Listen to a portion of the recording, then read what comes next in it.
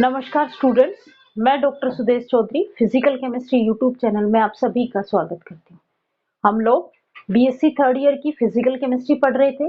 इस physical chemistry में हमारी last unit fifth unit start थी।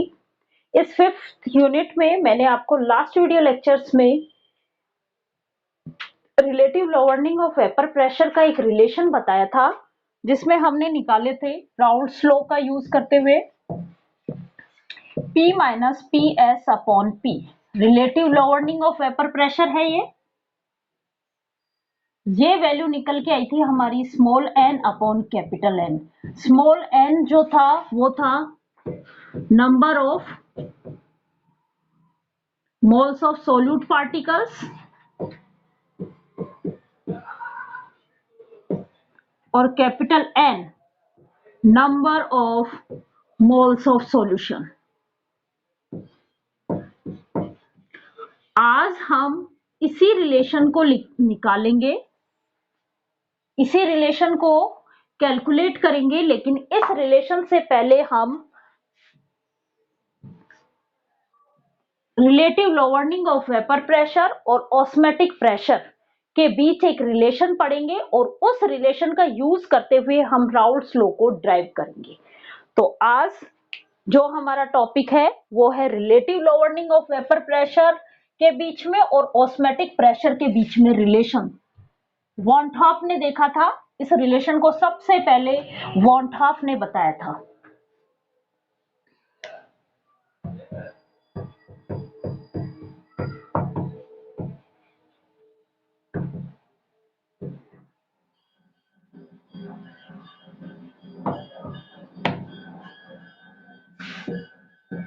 Relation between lowering of between relative lowering of vapor pressure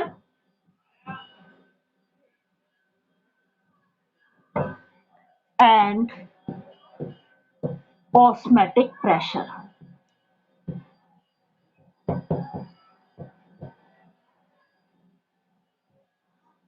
ये derive करेंगे। देखो, relative lowering of vapour pressure और ऑस्मेटिक प्रेशर दोनों ही कैसी प्रॉपर्टी हैं? कोलिगेटिव प्रॉपर्टी है।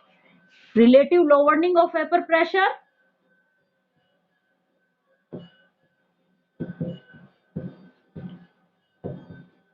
lowering of vapor pressure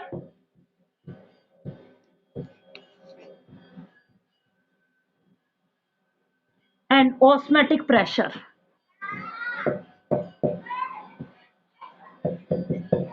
दोनों कैसी प्रॉपर्टी हैं?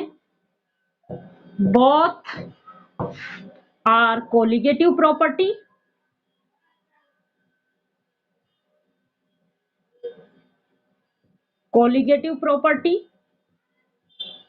और कोलिगेटिव प्रॉपर्टी जो है वो किस बात पे डिपेंड करती हैं? कंसंट्रेशंस पे। तो ये दोनों ही किस पे डिपेंड करेंगी? दोनों ही both depend on the concentration of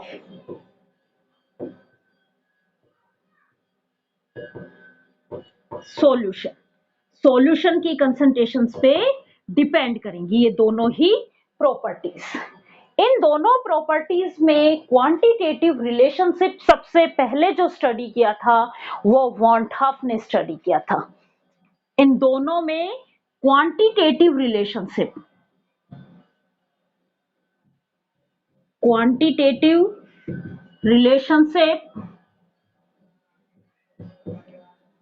studied by van Hoff ने इन दोनों के बीच के रिलेशनशिप को स्टडी किया था। अब हम एक एक्सपेरिमेंट से इन दोनों के बीच का रिलेशनशिप स्टडी करेंगे। उन्होंने एक एक्सपेरिमेंट किया, एक थिलिस ट्यूब ली।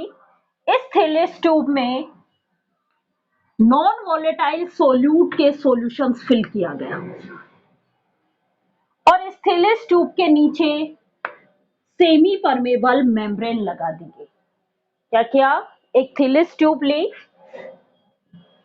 एक्सपेरिमेंट बता रही हूं, वांटॉप ने एक एक्सपेरिमेंट किया और उस एक्सपेरिमेंट का यूज करते हुए उन्होंने relative lowering of vapour pressure और ऑस्मेटिक प्रेशर के बीच में रिलेशन किया। क्या किया? एक थिलिस ट्यूब ली, ये थिलिस ट्यूब है, इस थिलिस ट्यूब के नीचे और सेमी परमेबल मेम्ब्रेन लगा दी गई। यहां पे एक सेमी परमेबल मेम्ब्रेन लगाई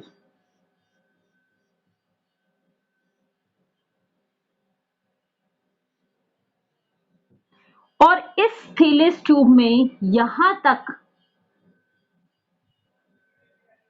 सॉल्यूशन फिल किया गया, aqueous solution, aqueous solution of non volatile solute, non volatile solute का एक्वस सॉल्यूशन फिल किया गया। उसके बाद इस थिलिस ट्यूब को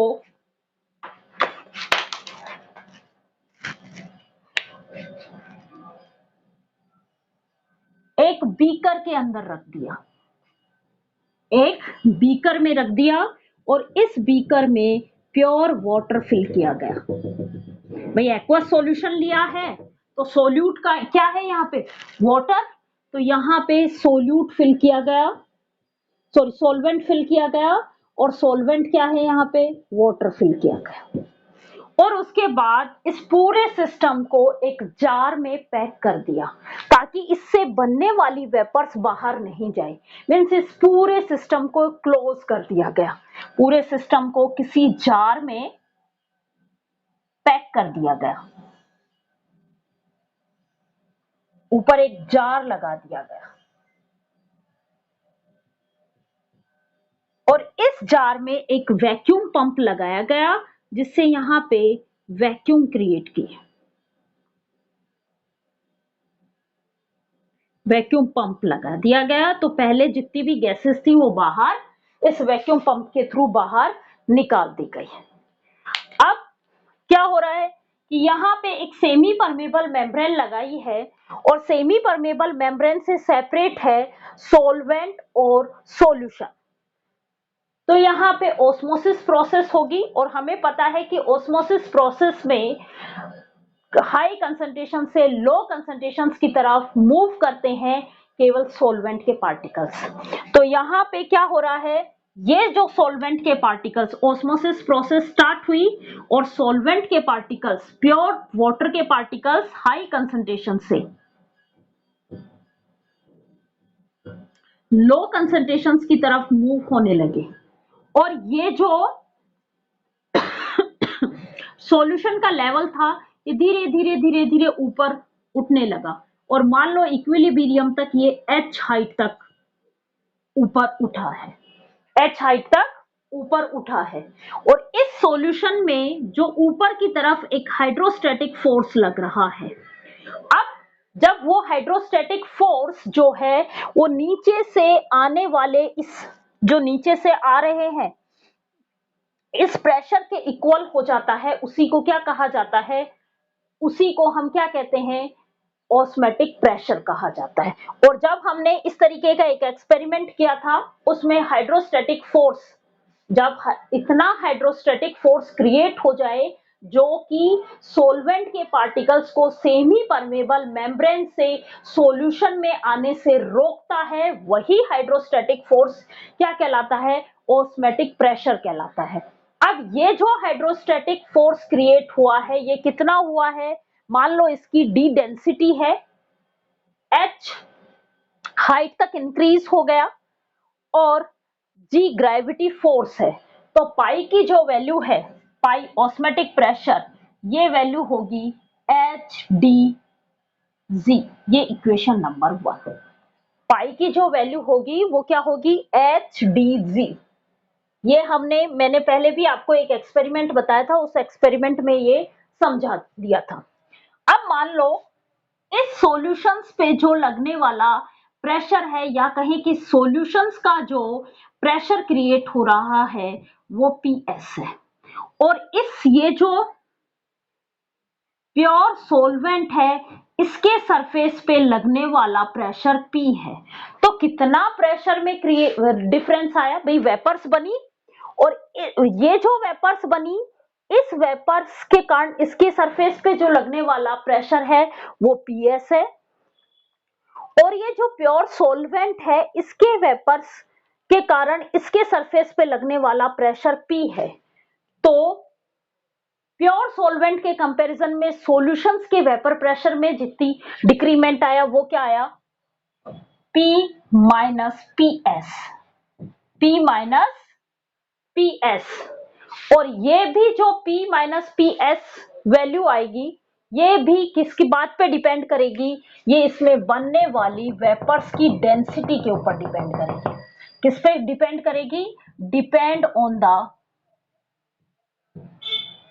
वेपर डेंसिटी। और ये भी कितनी होगी, मान लो इन वेपर्स की डेंसिटी जो है वो मैंने रो से डिनोट किया है।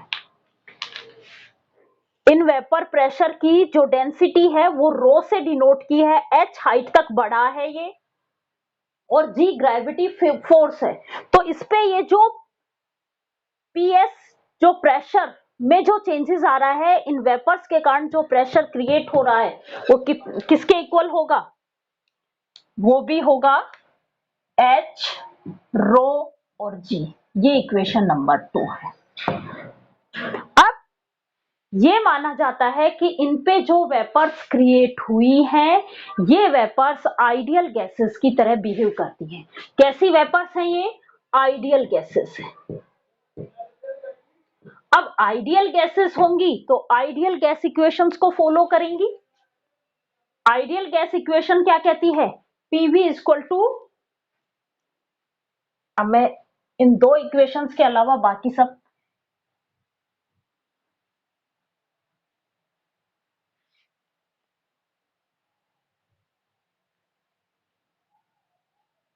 दो इक्वेशन आ गई हमारे पास, ये इक्वेशन नंबर 1 है। अब हमने ये कहा कि उनके ऊपर जो वेपर्स बन रही हैं वो वेपर्स आइडियल गैसेस की तरह बिहेव करती हैं और आइडियल गैसेस हैं तो उनका इक्वेशन क्या होगी, according to ideal gas equation, ideal gas equation PV ये इक्वल टू होता है nRT। PV किसके इक्वल होता है, nRT के। 1 मोल गैस की बात करें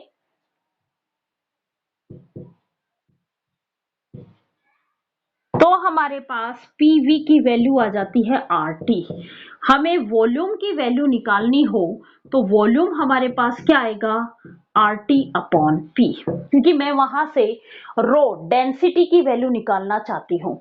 और डेंसिटी जो है रो वेपर्स की डेंसिटी, मुझे नहीं पता वेपर्स की डेंसिटी कितनी है, तो वेपर की डेंसिटी जो होती है किसी भी चीज की डेंसिटी रो वो होती है mass upon volume, mass upon volume.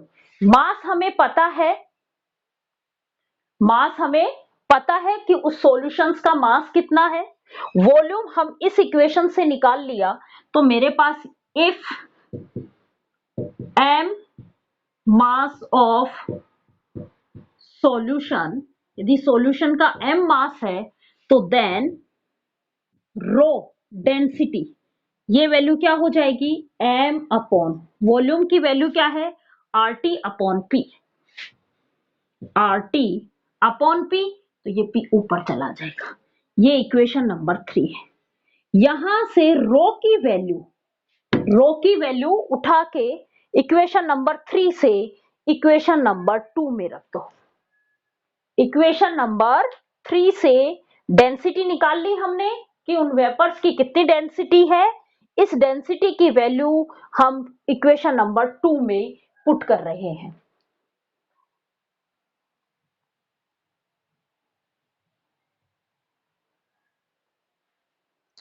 Put the value of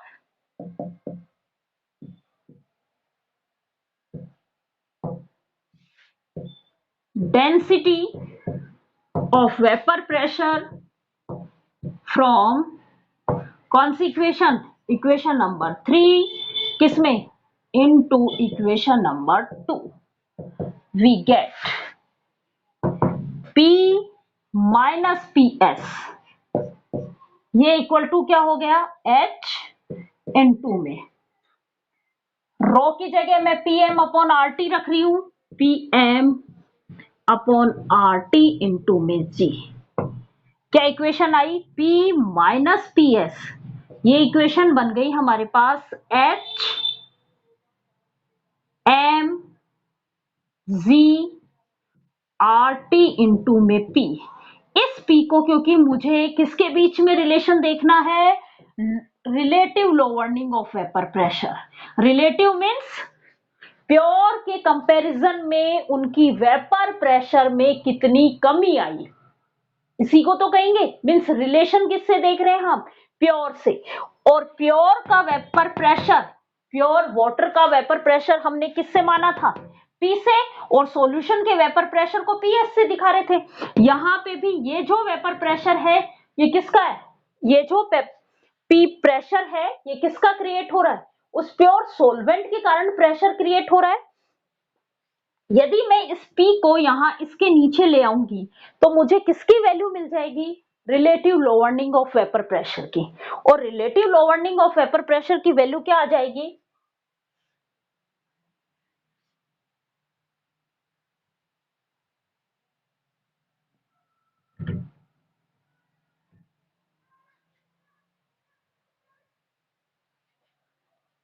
करो इस P को इधर ट्रांसफर कर दो और आपके पास relative lowering of vapour pressure की वैल्यू क्या आ जाएगी,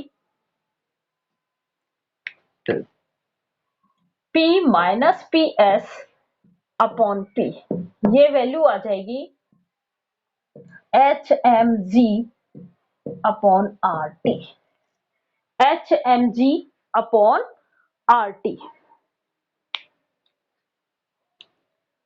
अब हमें किसके बीच में रिलेशन देखना है, इस lowering, relative lowering of vapour pressure और ऑस्मेटिक प्रेशर के बीच में। इस इक्वेशंस को नंबर कह दो 4 इक्वेशंस। अब मैं इस 4 इक्वेशंस को में H D और G, H और G ये रहा, तो मैं यहां से पाई की वैल्यू क्या निकाल लूं, H और G की वैल्यू क्या निकाल लूं, इस D को इसके नीचे ले आओ, पाई अपॉन डी। यहां से मैं इस H और G की वैल्यू क्या पुट कर दूं, पाई अपॉन डी पुट करता हूं, क्योंकि मुझे तो इन दोनों के बीच में रिलेशन निकालना है। अब मेरे पास इक्वेशन नंबर 4 आ गई और इक्वेशन नंबर 1 आ गई। या तो आप इन दोनों को डिवाइड कर लो और इस पाई को बाद में इधर भेज देना, एक ही बात है। या आप यहां से एच जी की वैल्यू निकाल लो पाई अपॉन डी और वो यहां पुट कर दो, एक ही रिलेशन आएगा। क्या आएगा, P minus P S upon P, ये एज इट इज H, और इस G की जगह मैं वैल्यू पुट कर रही हूं पाई अपॉन डी इनटू में M upon R T, into में M अपॉन आर टी। इसको थोड़ा रीअरेंज कर लो,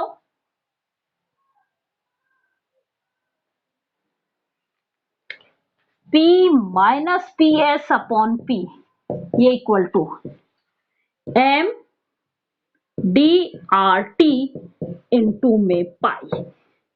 अब देखो M क्या है, मास, मॉलिक्यूलर मास, मॉलिक्यूलर मास भी कांस्टेंट होता है। जब मॉलिक्यूलर मास कांस्टेंट है तो डेंसिटी भी उनकी क्या होगी, कांस्टेंट।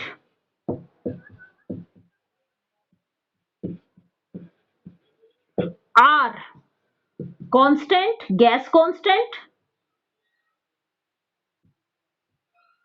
और T एब्सोल्यूट टेम्परेचर। यदि मैं टेम्परेचर को भी क्या कर दूं, कांस्टेंट,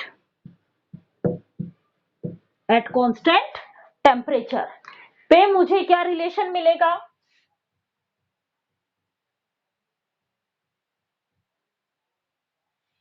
टेम्परेचर भी मैंने कांस्टेंट कर दिया तो क्या रिलेशन मिला, एट कांस्टेंट टेम्परेचर। अब टेम्परेचर कांस्टेंट किया तो m upon D R T, इन सब की वैल्यू क्या हो गई, कांस्टेंट हो गई। अब ये पूरा कांस्टेंट बन गया आपके पास, ये पूरा की पूरी वैल्यू हमारे पास क्या आ गई, कांस्टेंट। तो क्या आया, P minus P S upon P, ये आया constant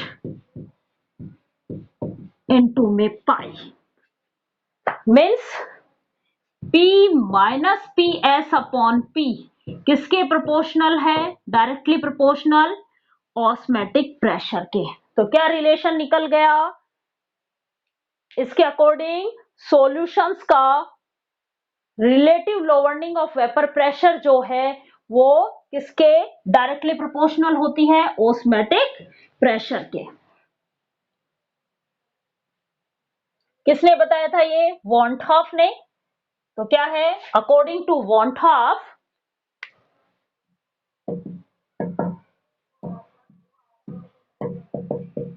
want half the relative lowering of vapor pressure of a solution is directly proportional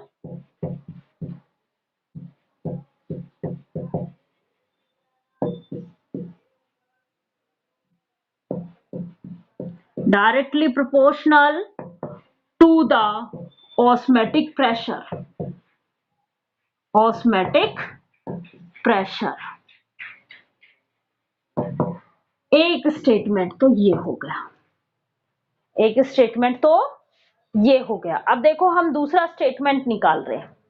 दूसरा स्टेटमेंट, मैं इस P को यहां पे शिफ्ट कर रही हूं, P माइनस पी एस, ये मेरे पास था इस इक्वेशन में अपॉन P, इस इक्वेशन में ये है कांस्टेंट इनटू पाई। इस P को भी मैं यहां शिफ्ट कर रही हूं तो क्या आएगा, P माइनस पी एस, ये वैल्यू आ जाएगी कांस्टेंट इनटू P इनटू पाई। P क्या है, प्योर फॉर्म में वेपर प्रेशर, और प्योर फॉर्म में वेपर प्रेशर एक कैरेक्टरिस्टिक प्रॉपर्टी होती है और ये कांस्टेंट होती है। मीन्स P की वैल्यू भी यहां पे क्या आ गई, कांस्टेंट। P की वैल्यू भी यहां पे हमारे पास क्या है, कांस्टेंट। तो P माइनस पी एस ये क्या है, कांस्टेंट इनटू में पाई। मीन्स वेपर प्रेशर में जो डिक्रीमेंट है, लोअरिंग ऑफ वेपर प्रेशर, यहां क्या रिलेशन आया, रिलेटिव। रिलेटिव किससे निकाल रहे थे हम, प्योर फॉर्म के रेस्पेक्ट में निकाल रहे थे, इसलिए नीचे P आया।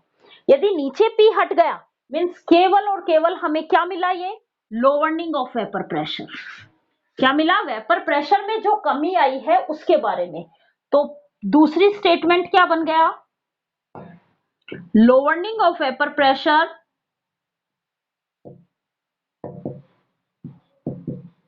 of a solution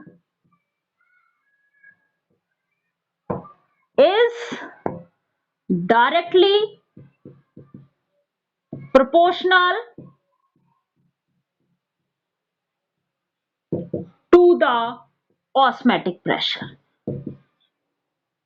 to the osmotic pressure। एक रिलेशन हमारे पास ये आ गया। हम दूसरा स्टेटमेंट ये भी कह सकते हैं। अब हम ड्राइव करेंगे राउल्ट्स लॉ। इन्हीं रिलेशंस का यूज करते हुए हम राउल्ट्स लॉ ड्राइव करेंगे।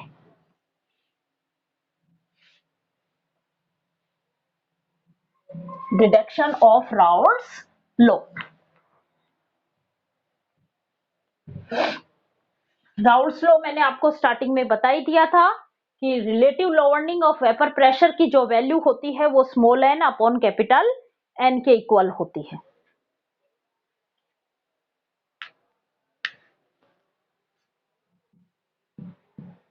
Deduction of Raoult's law. देखो अभी हमने कहा कि मान लिया कोई सोल्यूट है, वो n मोल डाला है और जो सॉल्यूशन है वो कैपिटल N मोल सॉल्यूशन बना हुआ है और V वॉल्यूम है। If N mole of solute dissolve in N mole of solution and the volume of solution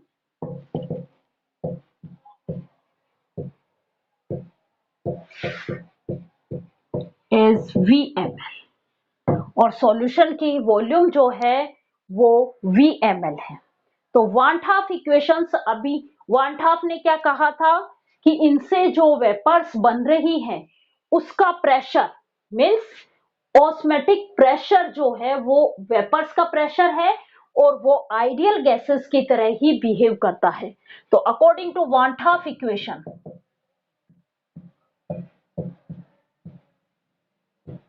want Hoff equation कैसे याद रखोगे? वांट हाफ ने कौन सी इक्वेशन दी थी? आइडियल गैस इक्वेशंस को याद रख लेना। आइडियल गैस इक्वेशन क्या है?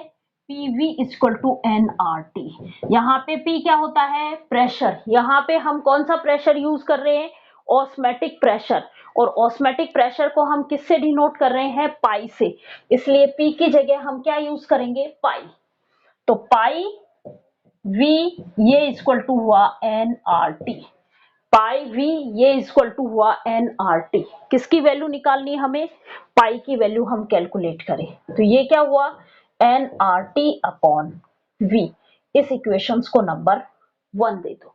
nRT अपॉन V इस इक्वेशंस को 1 दे दो। यदि मैं आपसे ये कहूं कि इस सॉल्यूशंस की डेंसिटी, इस सॉल्यूशंस की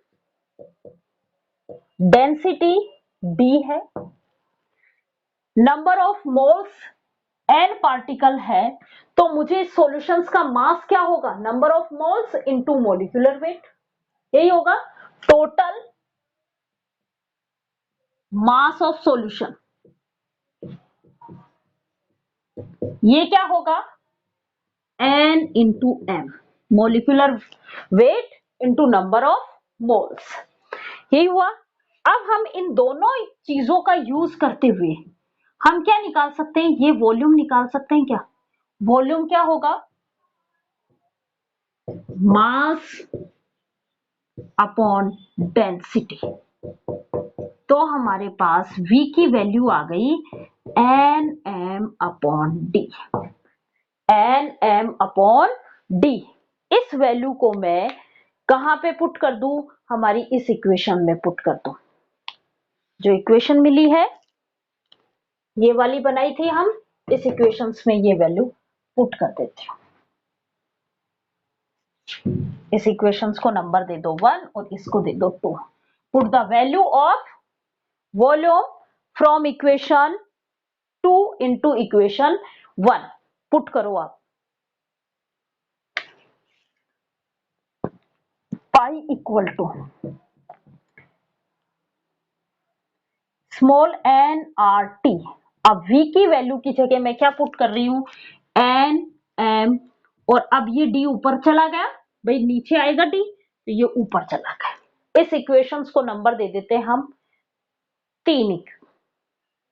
तो हमारे पास पाई की वैल्यू आ गई। इस इक्वेशंस को नंबर 3 दे देते हैं। अभी हमने इस पाई और relative lowering of vapour pressure के बीच में एक रिलेशन निकाला था, P minus P S upon P. ये वैल्यू निकाली थी हमने m upon R T D into पाई।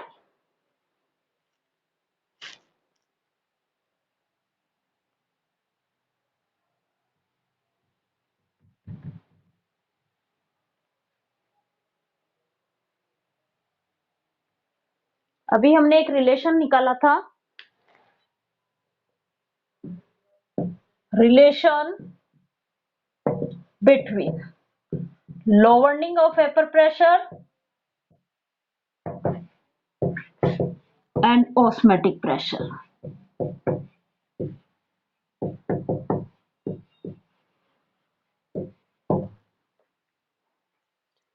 ये रिलेशन था P minus P S upon P, ये equal to m upon R T D into में पाई।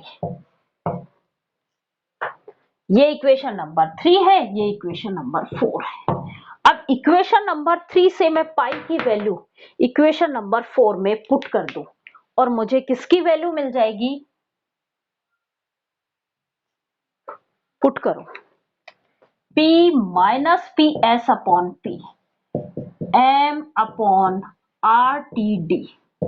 पाई की वैल्यू पुट कर रही हो, पाई क्या है, N R T D upon N M. इस m से ये m कैंसिल आउट, d से d कैंसिल आउट, t से t कैंसिल आउट, r से r कैंसिल आउट। मीन्स आपके पास lowering of vapour pressure, relative lowering of vapour pressure का एक रिलेशन आ गया, P minus P S upon P। ये है small n upon capital N। Small n क्या है, number of moles of solute,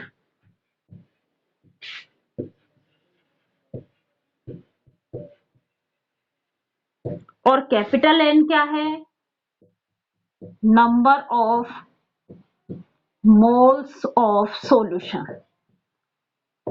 और हमने राउल्ट्स लॉ भी इन्हीं के रिलेशंस में निकाला था कि जो relative lowering of vapour pressure होती है वो सोल्यूट के नंबर ऑफ मोल्स का रेशियो होती है। रेशियो निकाला है, वो सोल्यूट के रिलेटिव नंबर ऑफ मोल्स होते हैं। नंबर ऑफ मोल्स क्या है, सोल्यूट के number of moles upon total number of moles के रेशियो पे डिपेंड करता है। तो हमने इस relative lowering of vapour pressure और ऑस्मैटिक प्रेशर के बीच का रिलेशनशिप यूज करते हुए राउल्ट्स लॉ भी निकाल लिया, और हमने इन दोनों के बीच एक रिलेशन भी बता दिया कि relative lowering of vapour pressure जो होता है वो ऑस्मैटिक प्रेशर के डायरेक्टली प्रोपोर्शनल होता है, या कहें कि लोवरनिंग ऑफ वेपर प्रेशर जो होता है वो ऑस्मैटिक प्रेशर के डायरेक्टली प्रोपोर्शनल होता है। ये दो स्टेटमेंट निकाल लिए और राउल्ट्स लॉ को हमने ड्राइव कर लिया।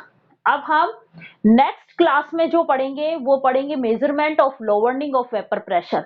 हम दो मेथड्स पढ़ेंगे, स्टैटिकल मेथड्स और डायनामिक मेथड्स। तो वो हम नेक्स्ट क्लास में करेंगे। Thank you.